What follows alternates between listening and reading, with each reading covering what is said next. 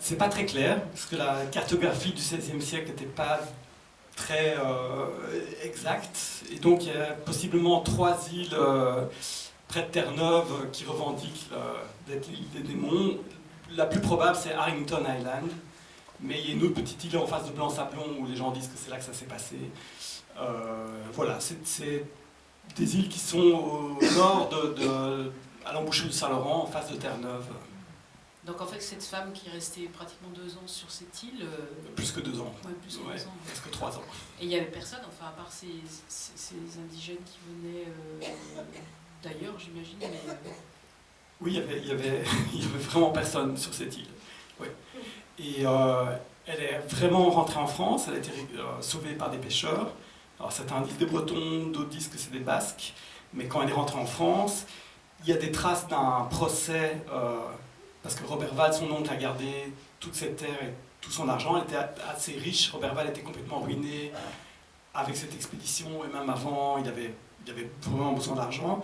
Et puis, il y a eu 3 textes sur son histoire. Il y a eu la reine de Navarre qui a vraiment écrit dans l'Heptaméron une petite nouvelle de 4 pages sur son histoire. Et puis, il y a eu un homme d'église qui s'appelle André Thévet, qu'il a interviewé, enfin une interview de l'époque, qui a été la voir des années après et qui a écrit dans je crois, c'est le Cosmographe qui a écrit son histoire. Mais c'est des histoires pleines de trous, en fait. Ils ne s'intéressaient pas du tout aux mêmes choses que nous aujourd'hui. Par exemple, les démons, le diable, tout ça, c'était des choses de l'époque qui prenaient beaucoup de place dans leur imaginaire, et donc ils voulaient vraiment savoir les démons sur l'île. Et même chose pour Thomas, on a peu de traces, on ne sait pas qui il est. Il y a des textes qui disent que c'était un charpentier, d'autres un soldat, d'autres un noble, parce qu'il y a eu 3 versions. Il y a un assistant de Thévet, Belforest, qui a aussi écrit une histoire. Et donc voilà, on s'est un peu inspiré de ces 3 textes, mais il y a énormément de trous qui permettent justement d'imaginer ce qui s'est passé. Puis au Cap Sizun, donc vraiment la pointe du Finistère, et puis sur l'île de Ouessant.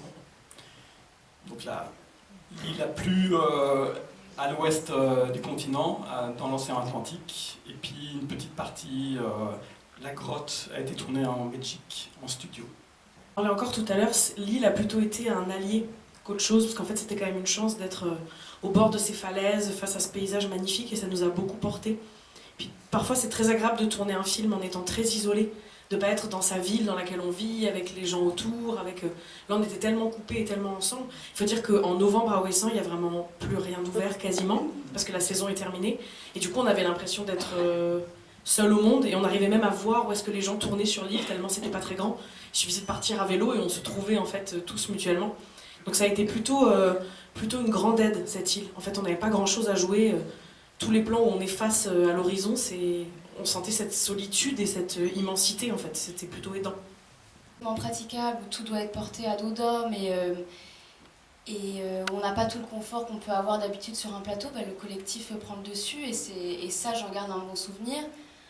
Après j'avoue que pour moi émotionnellement ça a été un tournage qui était très difficile parce qu'à la lecture du scénario j'ai évidemment vu tous les challenges, mais il y avait plein de choses que j'avais pas anticipées. Mon personnage traverse quand même énormément de violences physiques, verbales, et c'est des choses que j'avais peut-être pas travaillé en amont, et je sais que quand je joue mon cerveau sait que c'est faux, mais mon corps il subit en fait tout ça. Donc pour moi ça a été vraiment très difficile, et heureusement que j'avais Candice à mes côtés, que j'avais Louis aussi qui est tout à fait crapuleux dans le film, mais qui est un homme extrêmement généreux et d'une grande gentillesse. Donc j'ai vraiment pu m'appuyer sur mes piliers pour pouvoir tenir, mais c'est vrai qu'il y a des jours où j'en pouvais plus, où je m'écroulais, je me disais je peux plus subir ça, et encore moi c'était que du jeu, et alors qu'il y a des femmes dans la vie, c'est leur quotidien et c'est leur vraie vie, donc finalement je suis assez chanceuse.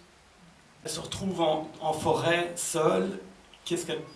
Elles auraient plus peur de rencontrer un ours ou un homme, et j'étais frappé de voir que les femmes de moins de 25 ans disaient toutes, mais je crois que c'était à 98%, un ours. Et voilà, elles préféraient rencontrer un ours qu'un homme.